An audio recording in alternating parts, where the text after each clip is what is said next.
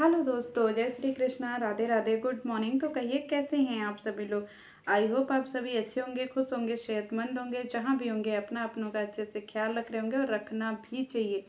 तो चलिए, बहुत दिनों से बहुत सारे सवाल जो है वो मुझसे पूछे जा रहे हैं। तो मैं सोच रही हूँ कि मैं उन सारे सवालों को मिला करके इकट्ठे एक वीडियो के माध्यम से जो है वो जवाब दे दूँ, क्योंकि एक एक को जवाब देना थोड़ा सा मुश्किल होता है। तो इसलिए ये होता है कि इकट्ठे वीडियो बना दो और जो चीज़ें बोल करके कहने में अच्छा लगता है ना, वो लिखने में अच्छा बिल्कुल भी नहीं लगता है।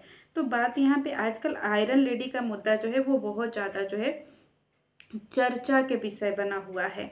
तो मैं चलती हूँ इसी चीज़ पे। और एक विधवा वर्ड जो है ये भी बहुत ज़्यादा जो है चर्चा का विषय बना हुआ है कि विधवा को जीने नहीं दे रहे हैं लोग, विधवा को जीने नहीं दे रहे हैं। कमेंट करने वाले जो है वो विधवा को परेशान कर रहे हैं, विधवा को ये हो गया, विधवा को वो। जैसे एक विधवा शब्द जो है उसको बहुत ज़्यादा जो है ना एकदम विचारी बनाया जा रहा है। मैं विधवा का आपको डेफिनेशन बताऊं, मैंने बहुत सारे विधवाएं देखी हैं इसी यूट्यूब कम्युनिटी पे। जब कोरोना का टाइम था ना, तो कोरोना के टाइम में बहुत सारे लोगों के साथ में ट्रेजेडी हुई थी। और बहुत सारे लोग के जो है ना वो किसी के हस्बैंड चले गए, किसी का बेटा चला गया, किसी के बाप चले गए। आपको पता है सबसे बड़े यूट्यूबर जो है, जो मेरी नज़र में आज भी सबसे बड़े हैं, जिनका नाम है भुवन बाम, उनके भी फादर और मदर जो है उसी समय उनके साथ में दुर्घटना हुई थी। तो इसका मतलब ये नहीं ना कि वो उसी का रोना ले करके बैठे हुए हैं कि नहीं मेरे मम्मी पापा के साथ में ये हो गया, मेरे मम्मी पापा के साथ में ये हो गया, मेरे साथ में ऐसा हो गया, हाय मैं बेचारा हूँ, मैं बेचारा, हाय मैं बेचारा। जबकि ज़िंदगी में पेरेंट्स की कितनी ज़्यादा जो है अहमियत होती है वो सबको पता है। माता की कितनी अहमियत होती है, पिता की कितनी अहमियत होती है वो सबको पता है। लेकिन जो भुवन बाम है वो तो उस चीज़ को लेकर के बैठ नहीं रहे ना, वो उस चीज़ से आगे बढ़ रहे हैं, उस चीज़ से आगे निकले। और शायद उनके जितना डेवलप जो है ये जो ब्लॉगर रोना रो रहे हैं ना, ये कभी हो नहीं सकते हैं ज़िंदगी में। ठीक है, तो जिनको आगे बढ़ना होता है ना वो पीछे की चीज़ें छोड़ करके आगे निकलते हैं। अगर आप पैरों में जंजीर बांधे रहोगे ना तो आप कुछ ही दूर तक चल सकते हो, क्योंकि आपके पैर जो जंजीर है ना वो कहीं ना कहीं खूंटे से बंधा होता है। जब हम नाव किनारे पे लगाते हैं ना, जैसे एक नाविक जब नाव चलाता है और जब नाव उसका चलाना, जब शाम को किनारे पे नाव लगाता है ना, तो नाव को भी एक रस्सी से बांधा जाता है और किनारे पे एक खूंटा गड़ा होता है, जिस खूंटे से रस्सी को बांधा जाता है ताकि नाव जो है इधर उधर ना जाए, तो नाव उसी जगह पे रहती है। लेकिन जब वो सुबह फिर से नाव चलाने जाता है ना, तो पहले उस खूंटे से रस्सी को छोड़ता है ताकि नाव जो है वो दूर तक जा सके और जहाँ मर्जी वहाँ वो उस नाव को ले जा सके। तो पहले वो नाविक जो है खूंटे से नाव को छुड़ाता है और वहां से रस्सी को खोलता है, ना कि उसी रस्सी को बंधे हुए वो नाव चलाता है। तो फिर वो कितना दूर जाएगा, मुश्किल से 1 मीटर या 2 मीटर, इतना ही दूर जाएगा ना, उससे दूर तो जाएगा नहीं। तो इसी तरह जिंदगी में जो ये शब्द आजकल बहुत ज्यादा जो हो रहा है ना कि लोग जीने नहीं दे रहे, लोग जीने नहीं दे रहे, उनकी खुद की वीडियो उठा करके देख लीजिएगा। बिचारी का असली परिभाषा आपको खुद समझ में आ जाएगा कि बिचारी असल में था कौन। जिसके साथ में सब कुछ है, जिसको सब कुछ मिल रहा है, वो इंसान आज बेचारे का रोना रो रहा है। हम कह रहे हैं कि हम जो बोएंगे ना हम वही काटेंगे। अगर हम धान की फसल लगाए हैं तो हम धान ही काटेंगे, हम गेहूं की फसल लगाए हैं तो हम गेहूं ही काटेंगे। हम जिसकी फसल लगाएंगे हम वही काटेंगे, हम जो चीज़ दिखाएंगे हमको वही थाली में खाने को भी मिलेगा। तो हमारे यहाँ एक कहावत है ना कि जो दान दोगे और जैसा दान दोगे ना बदले में तुमको वैसा ही मिलेगा। तो इसी तरीके से जो है ये भी सारी चीज़ें काम करती है। बहुत लोग आज भी ऐसे यूट्यूब पे है ना जिनके हस्बैंड नहीं है, जो अपने बच्चों को सिंगल पाल रहे हैं।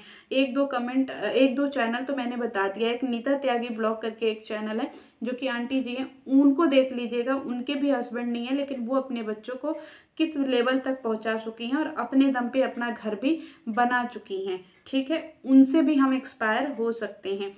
दूसरी बात यह है कि सपना भी एक टाइम पे, उनके ऊपर भी जो लोग आज बहुत ज़्यादा बोलते हैं कि नहीं ऐसा है वैसा है वैसा है ऐसा है, उनके भी लिए तो बहुत सारी चीज़ें बोली गई थी या बोली जा रही थी। वो भी तो थी, वो असल में कितनी आयरन लेडी हैं उन्होंने कभी भी अपनी वीडियो में बताया नहीं है।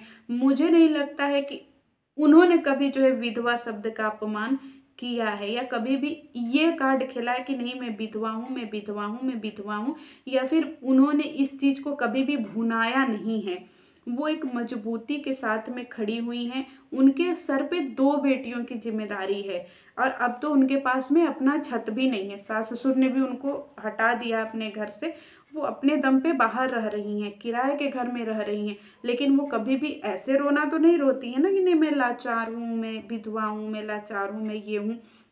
वो भी अपनी चीज़ें बहुत निडरता से जो है वो करती है और देखिए अपनी लाइफ में कितना सक्सेस हो रही हैं। उनके भी भाई हैं, उनके भी भाभी हैं, उनकी भी मदर हैं, सब लोग हैं, लेकिन कोई ऐसे हवा तो नहीं उड़ाता है ना। वो लोग बहुत साधारण परिवार से हैं और बहुत रिस्पेक्ट करते हैं अपना भी, बेटी का भी और पब्लिक का भी। इसीलिए शायद भगवान उनको बहुत अच्छे से नवाज रहे हैं। और उनकी जो मैं रिवेन्यू बता दूं ना, तो मुझे तो अच्छे से पता है कि इन ब्लॉगरों से तो उनकी रिवेन्यू अच्छी ही आती होगी। सपना ने अपना नया बिजनेस भी स्टार्ट कर लिया है, वो सब कुछ कर रही हैं और उनका अपनी बेटियों को भी पाल रही हैं। और जबकि आपको पता है कि बेटी जो छोटे छोटे बच्चे हो ना, तो उनकी परवरिश करना कितना ज़्यादा डिफ़िकल्ट होता है, तो वो उनको भी पाल रही हैं। तो हम उनको आयरन लेडी क्यों ना बोलें। तो आज से आप लोग सपना को भी आयरन लेडी बोलिए। सपना असली आयरन लेडी है, जो कुछ भी ना होते हुए, किसी का भी सहारा ना होते हुए, बिना मतलब सहारे के होते हुए भी परिवार का सहारा उनको जो है उतना नहीं है। ठीक है, उनके भी भाई भाभी की अपनी जिम्मेदारी है। वो लोग भी बहुत अच्छे हरे भरे घर से नहीं हैं, वो लोग भी बहुत लोअर मिडिल क्लास फैमिली से हैं। लेकिन सपना, अब देखिए उनकी वीडियो आई है गाड़ी खरीदने का, ज़मीन खरीदने का। देखिएगा धीरे धीरे धीरे धीरे वो अपना सब कुछ बनाएंगी अच्छे से, परफेक्ट, बिना किसी रोने धोने से, बिना किसी ड्रामा से, बिना किसी जो है कंट्रोवर्सी में पड़े हुए। उनको पब्लिक कितना पसंद करती है, आपने देखा है उनको कितना पसंद करती है, बहुत पसंद करती है। उसी तरीके से और सारे बहुत सारे ब्लॉगर हैं जिनको पब्लिक बहुत पसंद करती है, जो बिना कंट्रोवर्सी के एक बहुत अच्छी ज़िंदगी जी रहे हैं।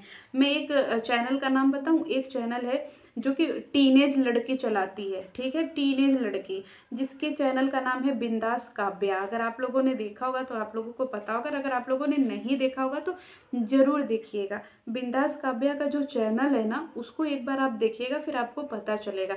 उनके चैनल पे 14 मिलियन सब्सक्राइबर हैं और उनके अंदर ईगो और एटीट्यूड जीरो है।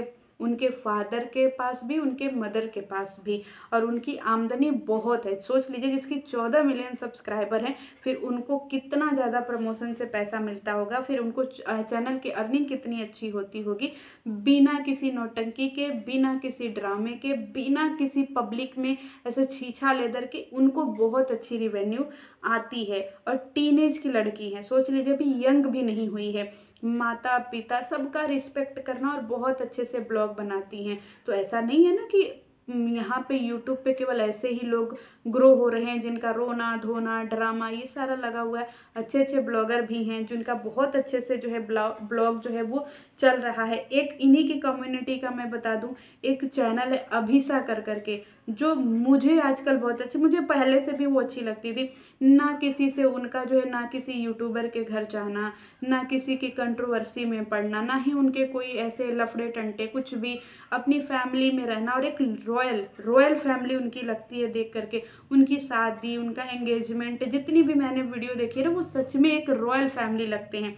और जो इंसान शुरू से खानदानी होता है ना, वो सच में खानदानी लगता है। और जिनके पास नई नई दौलत आई होती है ना, उनकी आप एक्टिविटी देख सकते हैं। लेकिन उनका चैनल आप देखिए, आपको एक एक से बढ़िया बढ़िया चीज़ें जो है देखने को मिलेंगी। उन्होंने एक लुक लिया था ना, जो कि इतना खूबसूरत लग रही थी ना।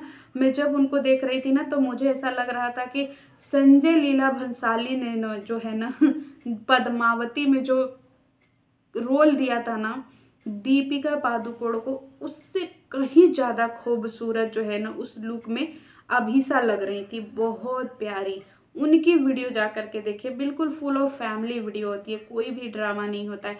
नीतू बिष्ट है, उनकी वीडियो देखिए, फुल ऑफ जो है ना उनका फैमिली होती है, कोई भी ड्रामा नहीं होता है।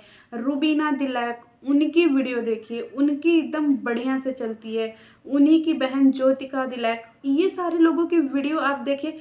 ये लोग भी तो यूट्यूब पे हैं ना, ये लोग तो कोई भी ड्रामा वगैरह नहीं करते हैं, अच्छी सी वीडियो बनाते हैं। बहुत सारे ऐसे ऐसे हैं जो इस यूट्यूब प्लेटफॉर्म पे वीडियो भी हैं, वो तमाशा नहीं करते हैं, अच्छे से अपनी वीडियो बनाते हैं, अच्छे से अपनी चीज़ें प्रेजेंट करते हैं।